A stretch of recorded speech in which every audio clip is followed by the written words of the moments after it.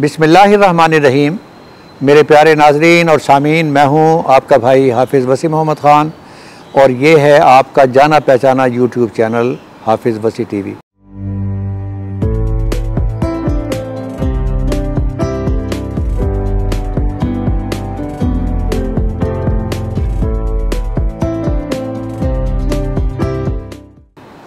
सामीन, आज का प्रोग्राम है कि मार्केट के अंदर बेशुमार किस्म के वंडे मिलते हैं, लेकिन किसान को पता नहीं होता कि मैंने कौन सा वंडा किस वक्त इस्तेमाल करना है और किस तरह इस्तेमाल करना है, इसकी अक़साम क्या हैं, इसमें कौन सी चीज़ है कौन सी चीज़ नहीं है। जैसे मिल्किंग वंडा, फैटनिंग वंडा, रुस्तम वंडा, सोराब वंडा। अब बज़ाहिर कहने को तो ये वंडे ही हैं, लेकिन इसके अंदर क्या क्या चीज़ है ये आज का प्रोग्राम है आपको बताने के लिए। और मुझे अब याद आ रहा है कि जनरल मुशर्रफ की पार्लियामेंट, जो ग्रेजुएट पार्लियामेंट कहलाती थी, जब MNAs की डिग्रीज़ को चेक किया गया तो पता चला कि आधी डिग्री जाली थी। और उस वक्त हमारे बलूचिस्तान के वज़ीर आला थे नवाब असलम रईसानी, और जब उनसे पूछा गया कि ये जाली डिग्रियों का क्या चक्कर है, तो उन्होंने फरमाया कि डिग्री डिग्री होती है, चाहे जाली हो चाहे असली हो। तो आज का प्रोग्राम आपको ये बताने के लिए है कि हर वंडा एक वंडा नहीं होता, हर वंडे का एक ख़ास मकसद होता है। मिल्किंग के लिए कोई और वंडा है, फैटनिंग के लिए कोई और वंडा है, TMR का मतलब कुछ और है, और बच्चों के लिए वंडा कुछ और है। और उसके लिए हमने बुलाया है जनाब डॉक्टर सरदार ज़रख़ ख़ान नियाज़ी साहब को, जो डायरेक्टर ऑपरेशन हैं रिफ़ा यूनिवर्सिटी के अंदर, और इनका ताल्लुक जो है वो एनिमल न्यूट्रिशन से है, वहाँ प्रोफेसर हैं। और आज ये मेरे मेहमान हैं जो आपको इन तमाम चीज़ों के बारे में खुलकर बताएंगे। मैंने 3 साल पहले रोशान वंडे का हाफिज़ वसी एग्री इनिशिएटिव के ज़रिए मैंने अजरा किया था, स्टार्ट किया था। और बदकिस्मती उसमें ये थी कि हम थर्ड पार्टी से बनवाया करते थे। अब थर्ड पार्टी से बनवाने का हमें नतीजा ये मिला कि पता चला कि लोहे में भी कुछ खोट होगा, कुछ लोहार में खोट होगा, और वो क्वालिटी वंडा जो हम सोचते थे कि लोगों को मिले और सस्ता भी मिले, वो हम प्रोवाइड नहीं कर सके। तो लिहाजा इस साल के शुरू के अंदर हमने उसको ख़त्म कर दिया। अब अगर कोई बेच रहा है तो वो अपनी ज़िम्मेवारी पर बेच रहा है, हाफिज़ वसी इनिशिएटिव का उससे कोई ताल्लुक़ नहीं है। लेकिन चूँकि मेरे दिल में है कि मैं अपने किसानों की खिदमत करूँ और उनकी दुआएं लूँ, तो मैंने वो जगह ढूंढी है, और वो जगह है रिफ़ा यूनिवर्सिटी, जहाँ ये वंडा बनता है। और इनसे मेरा मुआहदा हुआ है कि ये लोग आम जो लोग वहाँ पहुँच जाते हैं, ये वंडा सिर्फ उनको मिलता है। और हमने ये तय किया है कि उसी कीमत पर, जिस कीमत पर ये यूनिवर्सिटी वाले आम फार्मर्स को देते हैं, हमारी हेल्पलाइन के ज़रिए जो फार्मर्स दूर हैं, जो यहाँ से नहीं ले सकते और उनको 10 बैग से ज़्यादा वंडे की ज़रूरत है, हम उनको फैसिलिटेट करेंगे। नीचे हेल्पलाइन चल रही है, आप उस पर टेलीफोन करके जो भी वंडा आपको चाहिए उसी कीमत पर जो यूनिवर्सिटी प्रोवाइड कर रही है, सिवाय इसके कि बिल्टी के चार्जेस आपको देने पड़ेंगे, वो हम आपको मुहैया करेंगे, और उसके नतीजे में आप हमें दुआएं दे सकते हैं। तो मैं वेलकम करता हूं डॉक्टर सरदार ज़रख़ ख़ान नियाज़ी साहब को। और डॉक्टर साहब, मेरा सवाल सिर्फ ये है कि मार्केट के अंदर मुख्तलिफ़ किस्म के वंडे मिलते हैं, ये 25 नंबर है, ये 15 नंबर है, और ये 23 नंबर है, ये रुस्तम है, ये सोराब है, और ये डेयरी वंडा है, और ये मोटा करने वाला वंडा है। आप मुझे बताइएगा कि ये जो बुनियादी तौर पर या दूध देने के लिए वंडे हैं, या मोटा करने के लिए, गोश्त मोटा करने के लिए है, या बच्चों के लिए है, और अब नई चीज़ एक आ गई है TMR। उसका मतलब है टोटल मिक्स राशन, कि वो दूध देने वाले के लिए भी उतना ही फ़ायदेमंद है जितना फ़ायदेमंद वो दूसरों के लिए है। तो मुझे आप ज़रा कुछ मेरे फार्मर्स को आप बताएंगे कि इनमें फ़र्क क्या, जब आप ये वंडे बनाते हैं, कि ये मिल्किंग वंडा है, ये फैटनिंग वंडा है, और ये काफ स्टार्टर है या TMR है, तो कौन सी चीज़ें आपके मद्देनज़र होती हैं जिसकी बुनियाद पर आप ये कहते हैं कि ये मिल्किंग वंडा है? फ़र्स्ट ऑफ़ ऑल हाफिज़ साहब, आपका बहुत मेहरबानी, आपने हमें मौका दिया अपने साथ बैठने का। अब आपके क्वेश्चन की तरफ आते हैं कि सबसे पहले आपने सवाल किया था कि डेयरी वंडा कौन से वाला है। आम लफ्ज़ों में लोग इसको दूध वाला वंडा भी कहते हैं। ये दूध वाला वंडा वो वंडा है जो सिर्फ हम डेयरी एनिमल को देंगे, वो जानवर जो दूध दे रहे हैं हमें, ये उनके लिए बनाया जाता है। इसका मकसद सिर्फ जो दूध है उसको बढ़ाना है। इसका मकसद जानवर को मोटा करना नहीं है, उसके अड्डर को बनाना, उसके हवाने को बनाना, ताकि हवाना ज़्यादा होगा, दूध ज़्यादा बनेगा, और जितना दूध ज़्यादा वो देगा उसके अंदर जो अज्जा हैं दूध के अंदर, वो भी अंडे में हम लोग वो चीज़ें डालते हैं ताकि वो अज्जा ज़्यादा हो, मतलब उसकी जो मलाई है वो ज़्यादा बने, उसमें थिकनेस ज़्यादा हो, उसमें कोई एबनॉर्मल बदबू वगैरह ना आ रही हो। तो इस चीज़ के लिए हम लोग वंडा बनाते हैं, उन चीज़ों का हम ख्याल रखते हैं। और इसी तरह ये जो दूध वाला वंडा है, तो दूध वाले वंडे में दो तरह की चीज़ें आ रही होती हैं। एक को हम मैश कहते हैं जो पाउडर की तरह होता है, एक गोली वाला जिसको पैलेट कहते हैं। तो दोनों आप दे सकते हैं। मैश का मतलब होता है पाउडर बना होता है, पैलेट वाली का मतलब होता है उसकी गोली बना लेते हैं हम पैलेटिंग मशीन के अंदर बना के। तो ये दूध वाला जो वंडा होता है ये सिर्फ दूध देने वाले जानवरों के लिए हम डाले जाते हैं, जो सिर्फ दूध दे रहे हैं हमारे पास, उसके अलावा और उसका कोई फंक्शन। डॉक्टर साहब थैंक यू वेरी मच, ये तो बड़ी प्यारी आपने बात कही है। अब मैं एक फार्मर भी हूँ और मैं ये समझता हूँ कि जहाँ उसका दूध बढ़ेगा, जहाँ उसकी बलाई बढ़ेगी, जहाँ थिकनेस उसके अंदर ज़्यादा होगी, उसमें मेन चीज़ जो आपकी नज़र में रहती है वो ये रहती है कि सबसे पहले उसकी हेल्थ जो है वो बरकरार रहे। इसलिए कि तरह वो दूध निकाल रही है तो उतनी चीज़ अंदर जानी चाहिए। अब कौन सी चीज़ है जो आप ये समझते हैं कि वो दूध निकालने के बावजूद उसकी सेहत जो है वो बिल्कुल बरकरार रहेगी? बहुत अच्छा आपने ये पॉइंट हाईलाइट किया। हम लोग उसके अंदर ग्लूकोज का रखते हैं कि ग्लूकोज जो है, या जिसको आम लफ्ज़ों में आप कार्बोहाइड्रेट्स कहते हैं, कि ग्लूकोज की कमी ना हो जाए। कुछ ऐसे होते हैं जिनमें दूध बहुत ज़्यादा देने वाले होते हैं, खुराक हम कम दे रहे होते हैं, तो वो अपने जिस्म की चीज़ें को मोबिलाइज़ करवा के पिघला के खून में दूध में अंदर भेज देते हैं, तो जानवर बैठ जाता है, जिसको हम लोग आम ज़बान के अंदर मिल्क फीवर भी कह रहे होते हैं या दूध वाला बुखार भी कह रहे होते हैं। तो वो इसी वजह से होता है कि वो जानवर अपने हिस्से की सारी चीज़ें जो हैं, जिसमें कैल्शियम है, प्रोटीन है, ग्लूकोज है, वो निकाल के दूध में दे देता है। उसके बाद वो दूध उसके ब्लड में अपने लिए तो बचता नहीं है, तो जानवर बैठ जाता है। अब आपने मिल्क फीवर की बात की है और मैं अपने नाज़रीन को बताना चाहता हूँ कि मिल्क फीवर सिर्फ उस जानवर को होगा जिसकी खुराक कम होगी और अल्लाह ताला ने उसको दूध ज़्यादा पैदा करने की सलाहियत दी होगी, और वो मजबूर होगा कि जो कुछ जिस्म में इकट्ठा हुआ है, कोई चर्बी की शक्ल में है, कोई कैल्शियम की शक्ल में, उसने बाहर निकालना है। और चूँकि अंदर वो चीज़ जा नहीं रही है, उसके नतीजे में वो जानवर बैठ जाएगा और अगली मरतबा जो अगली लैक्टेशन होगी उसका दूध उतना नहीं होगा। बिल्कुल ऐसे है, तो वो इतना प्रोडक्शन में नहीं रहेगा और उसके अंदर वो जिस्म के अंदर जो दूध पैदा करने की कैपेसिटी थी वो कम हो जाए। इससे पहले मैं एक सवाल पूछना चाहता हूँ। आपने बड़ी प्यारी बात कही है कि ये दो शक्ल में मिलता है, एक शक्ल मैश है और एक शक्ल गोली है। अब मुझे आप ज़रा बताइएगा कि गोली के अंदर क्या चीज़ एक ही है, सिर्फ आपने उसको ब्रांड की शक्ल दे दी आपने। अब सवाल ये है कि मैश में क्या नुकसान है और गोली में क्या नुकसान है, ये क्या फ़ायदा है? बहुत ही अच्छा, ये किसी फार्मर को इस चीज़ का नहीं पता होता। वो समझते हैं जो गोली वाला वंडा है वो सबसे अच्छा है। हाफिज़ साहब, अगर हम किसी भी लो क्वालिटी वाला वंडा जो है, कोई भी लो क्वालिटी वाले वंडे को जो हम लोग वंडे को गोली बना देंगे, आपको कोई पता नहीं चलेगा उसके अंदर आपने क्या डाला है, सोना डाला है, लोहा डाला है, क्या चीज़ डली हुई है। लेकिन जब वो मैश फार्म में होगा तो आप उसको देख सकते हैं कि मक्की डली है, चीज़ें कोई अच्छी हैं या किस फार्म की हैं। तो मैश जो है वो प्योर फार्म में होती है। जब पैलेट बनाते हैं तो हीट से कुछ चीज़ें जो हैं उसके अंदर वो ज़ाया हो जाती हैं, वो उड़ जाती हैं। और दूसरा, जानवर गोली को सिलेक्ट करके खा लेता है, घास छोड़ देता है, तूड़ी छोड़ देता है। वो पहले वंडा खा लेता है, उसके बाद फिर घास और तूड़ी खाता है। हम लोग अब चाहते होते हैं कि जानवर घास अकेला ना खाए या वंडा अकेला ना खाए, दोनों को वो मिक्स करके खाए, क्योंकि इन दोनों के अलग अलग फंक्शन है। जो वंडा है हाफिज़ साहब वो उसको एनर्जी देगा, वो उसको प्रोटीन देगा, उसकी जो जिस्म की 5 ज़रूरत हैं वो उसको पूरा करेगा, जिसमें हयातियात हैं, उसके अंदर नमकियात हैं, उसके अंदर उसकी चर्बी वगैरह है, एनर्जी वगैरह, वो सब कुछ देगा।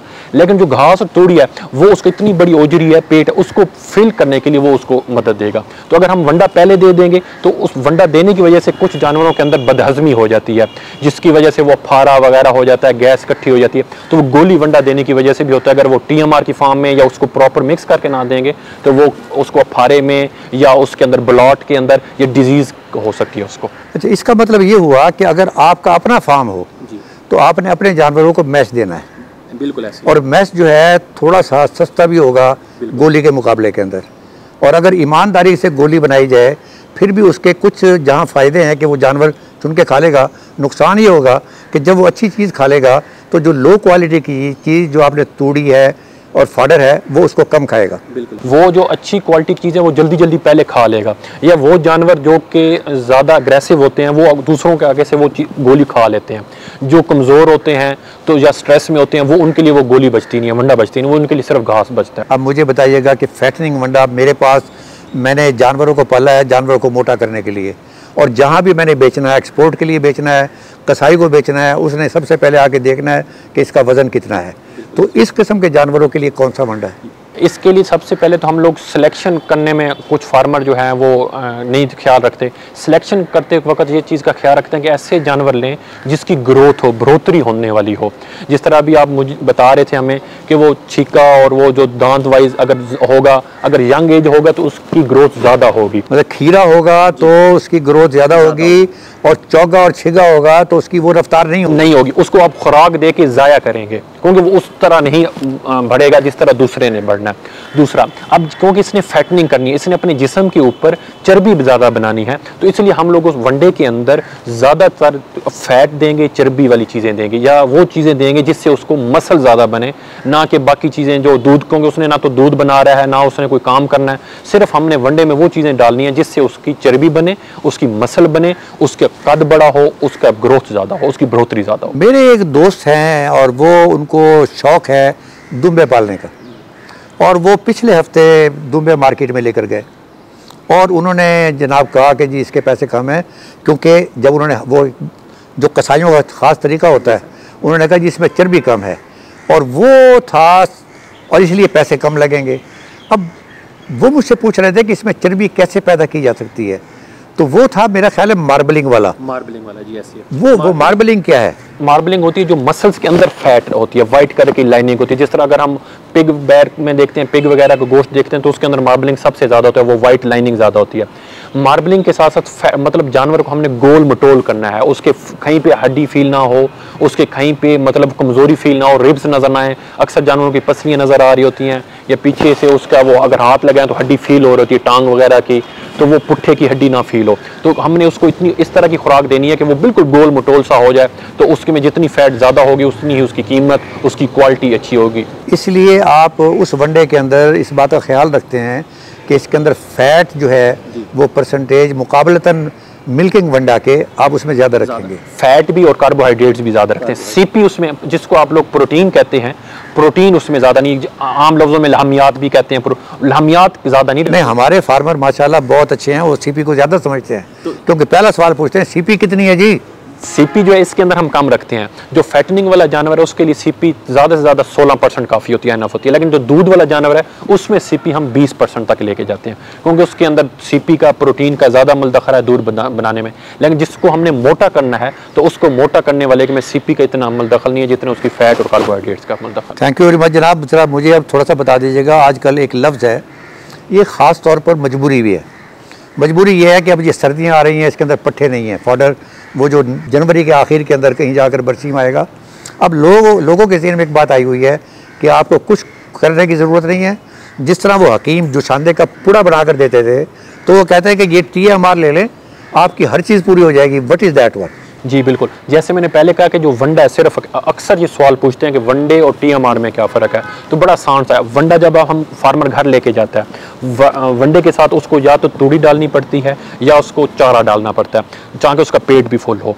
लेकिन TMR है टोटल मिक्स राशन, इसमें वंडा भी हम डालते हैं, तूड़ी भी डाली होती है, चारा भी, कोई जो भी चारे हैं जिस तरह लूसन है या सैलेज है, इन तीनों को हम मिक्स करके उसका मुकम्मल एक पैकेज बना देते हैं।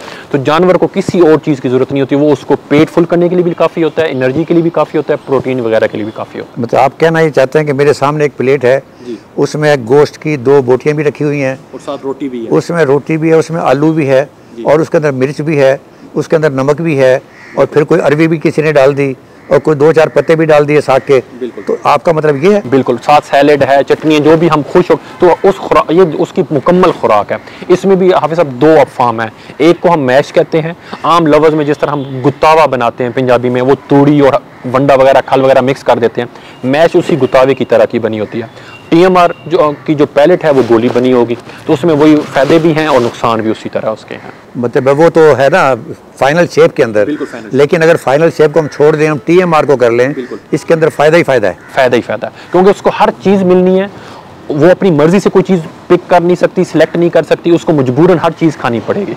उसको तूड़ी भी खानी पड़ेगी मजबूरन, उसको घास भी खाना पड़ेगा, उसको वंडा भी खाना पड़ेगा। अच्छा डॉक्टर साहब, मेरे पास मेरा फार्म है और मेरे पास अब कई किस्म के जानवर हैं, वो जिसे आप कहते हैं ना जनरल वार्ड, जनरल वार्ड का मतलब यह है कि वहाँ हर किस्म का मरीज़ भी मिल जाएगा और उसको जो देखने वाले जो लोग हैं वो भी कोई पहलवान भी होगा, हालांकि उसका मरीज़ जो है वो बेचारा मरने वाला है। तो ये मेरे पास जानवर जो हैं उसके अंदर दूध देने वाले टॉप पे वो भी हैं, प्रेग्नेंट जानवर भी हैं जो दूध नहीं देते, मेरे पास बछड़ियाँ भी हैं, मेरे पास बछड़े भी हैं। ये अब एक फार्म का नक्शा है। अब इसके अंदर वो जानवर जो दूध नहीं दे रहे और मैंने सिर्फ ब्रीडिंग के लिए रखा हुआ है, जिसे कहते हैं जनरल मेंटेनेंस, वो उसके लिए कौन सा मंडा है? वो TMR दे सकते हैं जी, उसको वो ज़्यादा TMR के उसके अंदर रिजल्ट ज़्यादा अच्छे आएंगे, लेकिन उसके अंदर क्योंकि सिर्फ हमने उसको रिप्रोडक्शन के लिए रखा हुआ है, मेंटेनेंस के लिए रखा है, तो उसको ज़्यादा प्रोटीन की या ज़्यादा एनर्जी की नहीं, उसको फिर लो क्वालिटी वाला वंडा आप खिला सकते हैं, क्योंकि उसके से आप एक्स्ट्रा कोई काम नहीं ले रहे, उससे कोई दूध नहीं ले रहे, या आप उसको ज़्यादा मोटा नहीं कर रहे, फरबा नहीं कर रहे, तो इसलिए उसको कम जो CP वाला है वो भी आप वंडा उसको दे सकते हैं। अच्छा, एक नया चीज़ मार्केट में आ रही है, मार्केट में नहीं आ रही है, ट्रेंड क्या है? वो ट्रेंड ये है कि ये तमाम जानवर पंजाब से कराची की तरफ जाते हैं, वो या तो बच्चों को यहीं भेज देते हैं, वो 2-3 दिनों के बच्चे होते हैं, और कराची के अंदर पहुंचकर वो 3 महीने के बाद बेचते हैं। अच्छा, अब वो उनकी, चूँकि वो बिज़नेस के तौर पर करना चाहते हैं, वो ये चाहते हैं कि एक दिन में ही वो पहलवान बन जाए, तो उसके लिए आपके पास कोई स्पेशल मॉडल है जो उन छोटे बच्चों को कैटर करे और जल्द उसकी बढ़ोतरी को आगे वो लेकर जाए? हमारा सबसे फार्मर का जो सबसे ज़्यादा नुकसान होता है वो इसी बछड़ों के पालने में होता है। वो बछड़ा लेता है या उसका बछड़ा पैदा होता है, जानवरों में जो 40% डेथ होती है वो मरते हैं, वो आंतड़ों और मैदे की बीमारियों की वजह से होते हैं, क्योंकि ये 40% आंतड़ियों में और मैदे की में जब बीमारी आती है तो वो बेचारे मार जाते हैं। अब आंतड़ियों और मैदे में बीमारी क्यों आती है? खुराक का प्रॉपर ना होना। अक्सर हमारा फार्मर ये समझता है कि मैं सिर्फ दूध दूंगा तो ये ज़िंदा रह सकेगा, ये दूध से ही मैं पालूंगा, लेकिन ये गलत कंसेप्ट है। सिर्फ हम दूध से नहीं उसको पालेंगे, क्योंकि जब बछड़ा पैदा होता है तो बछड़े की ओजरी नहीं होती, ओजरी के 4 हिस्से नहीं होते। आप जिस तरह आप सब ओजरी के 4 हिस्से हैं, एक हिस्से को तौलिए की तरह लगती है वो, जिसको र्यूमन कहते हैं, एक जो है वो हनी कॉम्ब छत्ते की तरह उसकी शेप बनी होती है, उसको हम रेक्टिकुलम कहते हैं, एक उसके अंदर मुख्तलिफ वो पेजेस लाइक होते हैं, उसको हम लोग ओमेज़म कहते हैं, और एक एबोमेज़म होता है। ये 4 हिस्से होते हैं। जो छोटा बछड़ा होता है उसमें 3 एक्टिव नहीं होते, एक सिर्फ जो है एबोमेज़म वो एक्टिव होता है, वो सिर्फ दूध को हजम कर सकता है। अगर हम लोग उसको दूध ही देते रहेंगे, बाकी 3 हिस्से उसके एक्टिव नहीं होंगे, वो बाद में अच्छा कंज्यूमर नहीं होगा, ये घास वगैरह को घास खा के दूध नहीं देगा, घास वगैरह को खा के गोश्त आपको नहीं पैदा करेगा। तो हमने उसका वो जो 3 हिस्से हैं उसकी डेवलपमेंट करनी है, उसको हम ह्यूमन डेवलपमेंट भी कहते हैं। तो उसके लिए हमने काफ स्टार्टर देना होता है। तो उसके लिए एक स्केड्यूल ये है कि हम लोग उसको बोली देंगे, और बोली जो है उसके बॉडी के 10वां हिस्सा देंगे, जितना उसकी बॉडी का वज़न है उसका 10वां हिस्सा हम उसको देंगे। वो तकरीबन 4 kg या 5 kg लीटर बनता है, 4 लीटर या 5 लीटर बनता है। वो उसको हम लोग 3 हिस्सों में, एक दिन में 3 हिस्सों में डिवाइड करके उसको देंगे मुख्तलिफ, और उसके बाद तीसरे या चौथे दिन बाद हम पानी उसको ऑफर कर देते हैं। फिर छठे दिन में हम उसको काफ स्टार्टर रख देते हैं। काफ स्टार्टर का वो बाद में बताता हूँ कि उसके अंदर अज्जा कौन कौन से होते हैं। काफ स्टार्टर जब हम लोग आगे रखते हैं वो पहले खाएगा नहीं, उसको हम थोड़ा बहुत उसके होंठों के ऊपर या उसको ज़बरदस्ती उसको स्निफ करवाएंगे, सुंघवाएंगे, ताकि उसको पता चले, वो थोड़ा थोड़ा उसको चखेगा, खाएगा। वो जो काफ स्टार्टर खाएगा तो वो काफ स्टार्टर उसको वो 3 हिस्से जो हैं ओजरी के वो डेवलप करने में मदद देंगे। फिर उसके 14वें दिन पे, जब वो पैदा हुआ उसके 14वें दिन के बाद हम उसको कोई भी अच्छा घास देंगे, जो खुश्क, ज़्यादा कोशिश करते हैं खुश्क घास दें, जिस तरह लूसन है, रोड ग्रास है, इस तरह की है देंगे। मक्की वगैरह, ज्वार वगैरह वो हम नहीं उसको देंगे। नहीं, मतलब उसे कहते हैं नरम चारा, नरम जो जल्दी हजम हो जाए। पंजाबी में कहते हैं कूला चारा। जी, कूला चाला सर, वो उसको देंगे ताकि वो खाए और फ़ौरन हजम हो जाए। जिसमें मक्की या ज्वार वगैरह ये नहीं देंगे, उससे पेट उसका लटकना शुरू हो जाएगा। फिर उसको इसी तरह 21वें दिन के ऊपर आप उसके नमक रख सकते हैं, जिस तरह हम बड़े जानवरों पे रखते हैं। अब दोबारा आ जाते हैं कि हम काफ स्टार्टर क्या है। काफ स्टार्टर में वो होता आम वंडे की तरह ही है, लेकिन उसके अंदर वो अज्जा होते हैं जो जानवर जल्दी हजम कर लें, क्योंकि अभी उसकी ओजरी नहीं बनी। अगर हम बड़े गाय वाले जानवर देंगे अज्जा तो वो उसकी ओजरी बनी नहीं हुई, हजम नहीं होगा, तो उसको मोशन लग जाएंगे। अच्छा डॉक्टर साहब, ये जो हम इंसानों के लिए हमारे पैमाने और हैं जी, और जानवरों के लिए और पैमाने हैं। मसलन इंसानों के अंदर वो कहते हैं अल्लाह ताला मुझे बेटा अता फरमा, लेकिन जब जानवरों की बात आती है तो वो कहता है अल्लाह ताला मुझे कट्टी अता फरमा या मुझे बछड़ी अता फरमा। तो इंसानों के अंदर हम सैरी लेक हम मतलब देते हैं अपने छोटे बच्चों को, और उसका मकसद यही है काफ जी, स्टार्टर। बिल्कुल सेम, ये वही चीज़ है जिस तरह हम उनमें सिलीलेक देते हैं, इनमें हम काफ स्टार्टर देते हैं। उसमें हम वो देते हैं ताकि उसका मैदा ठीक रहे, डेवलपमेंट उसकी अच्छी है। सेम हम ये काफ स्टार्टर देते हैं क्योंकि दूध जो होता है वो महंगा होता है, हम लोग दूध उसको उतनी मकदार में नहीं पिला सकते, तो हम लोग दूध कम करते जाते हैं, उसका काफ स्टार्टर बढ़ाते जाते हैं, 90 दिन के ऊपर जाके दूध छुड़वा देते हैं। जिस तरह हम लोग इंसानों में छुड़वाते हैं 2 साल बाद, तो बछड़ों में हम 90 दिन के ऊपर जाके दूध छुड़वा देते हैं, उसको मुकम्मल काफ स्टार्टर पे शिफ्ट कर देते हैं। डॉक्टर साहब अगर आप इजाज़त दें तो मैं अपना ज़ाती तजुर्बा शेयर कर लूँ। जी बिल्कुल। ये वाला काफ स्टार्टर बैक इन कीनिया ये हम भी रखते थे और उसके लिए एक ख़ास जाली बनाई हुई थी ताकि उसमें सिर्फ बच्चा ही जा सके, माँ ना जा सके। वहाँ रखा होता था और वो बच्चा आता था देख कर के नई चीज़ है। अब उसने थोड़ा सा पहले उसको मुँह मारा, उसके बाद थूक दिया उसने, और थूकने के बाद वो फिर वापस चला गया and then again it came back, और उसके बाद उसने थोड़ा सा फिर मुँह में लिया, फिर वो ऐसे करता रहा, फिर थूक दिया उसने, और 2-3 दिन के बाद हमने देखा ही बिकेम यूज्ड टू, और उसके बाद फिर उसकी जो बढ़ोतरी है वो उसी तरीके से चलने लगी है। अब मुझे आप भी बताइएगा कि यहाँ बेशुमार कंपनियाँ हैं, प्राइवेट कंपनियाँ, अच्छी कंपनियाँ भी हैं और 6 नंबर आदमी भी हैं, लेकिन रिफा यूनिवर्सिटी के अंदर जो ये आप बनाते हैं, जो आप ये खिदमत कर रहे हैं, इसमें क्या आपके ज़हन में होती है क्वालिटी के अलावा? कोई किसान की खाल नोचने वाली बात तो नहीं है इसमें? जी, बहुत अच्छा सवाल किया।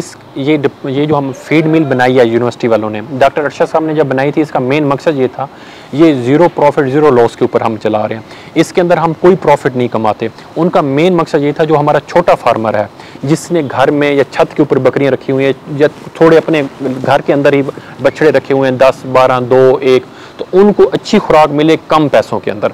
तो हम लोग इसके अंदर प्रॉफिट बिल्कुल नहीं रखते, वो प्रॉफिट रखते हैं जो उसका खर्चा आ रहा है, फॉर एग्जांपल मशीनरी का है, लेबर का है, इलेक्ट्रिसिटी का है, बस। उसके बाद जो जगह का रेंट है वो भी अरशद साहब खुद पे कर रहे हैं, उसके अंदर वो हमसे ले नहीं रहे होते कि आपने इसको देना है, रेंट देना है या कुछ भी एक्स्ट्रा एक्सपेंस वगैरह। हमारी जो पे वगैरह है वो भी अरशद साहब यूनिवर्सिटी से हमें पे करते हैं, हम वनडे से इसको कमा के नहीं कर रहे होते। डॉक्टर साहब, मैं आखिरी सवाल आपसे पूछना चाहता हूँ और मैं साथ में शुक्रगुजार हूँ कि जितने अच्छे तरीके से आपने इस चीज़ को एक्सप्लेन किया है, मैंने इससे पहले नहीं सुना।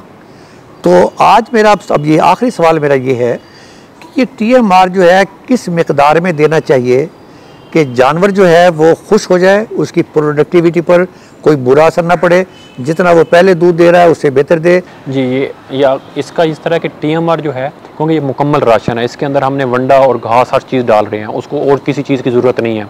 तो हम उसके बॉडी वेट के 3%, 3%, मतलब अगर 50 kg का बकरा या बकरी है तो हम उसको 1.5 kg डालेंगे पूरे दिन में, सुबह से लेकर शाम तक। वो इस तरह होता है कि 1.5 को हम हाफ़ करके सुबह आधा डाल देते हैं और 1.5 का हाफ़ शाम को डाल देते हैं। ये उसके पूरे दिन की खुराक होती है, इसके अलावा उसको किसी चीज़ की ज़रूरत नहीं है। हमने पानी उसको सप्लाई देते रहना है, और ये अगर खाएगा तो वो डेली का 200 ग्राम पर डे वज़न गेन करेगा इसके अंदर।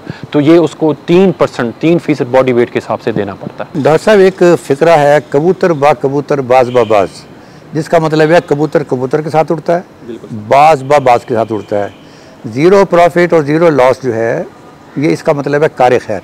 बिल्कुल ऐसे। और मैं भी एक ऐसी चीज़ तलाश कर रहा था, एक ऐसी जगह तलाश कर रहा था, इसलिए कि अल्लाह ताला ने मुझे बहुत ज़्यादा नवाजा है, मैं जितना अल्लाह ताला का शुक्र अदा करूं। लेकिन अगर मुझे इस काम के बदले मेरे किसान भाइयों की दुआएं मिलती हैं तो मैं बहुत खुश नसीब इंसान हूँगा। और इसीलिए मैं बताना ये चाहता हूँ कि मेरे किसान भाई जो दूर बैठे हुए हैं, जो रायविंड यूनिवर्सिटी, रायविंड रोड पर जो यूनिवर्सिटी है वहाँ से नहीं ले सकते, अगर वो 10 बैग से ज़्यादा लेना चाहते हैं तो ये हेल्पलाइन पर आप टेलीफोन करें। इंशाअल्लाह ताला ये फैसिलिटेशन कार खैर हम आपके लिए करने के लिए तैयार हैं, और इसके बदले के अंदर आप हमें दुआएं देंगे इंशाअल्लाह ताला। वो तो और दिल से जो दुआ निकलती है उसका असर होता है। तो वमा अलैना इल्लल बलागुल मुबीन।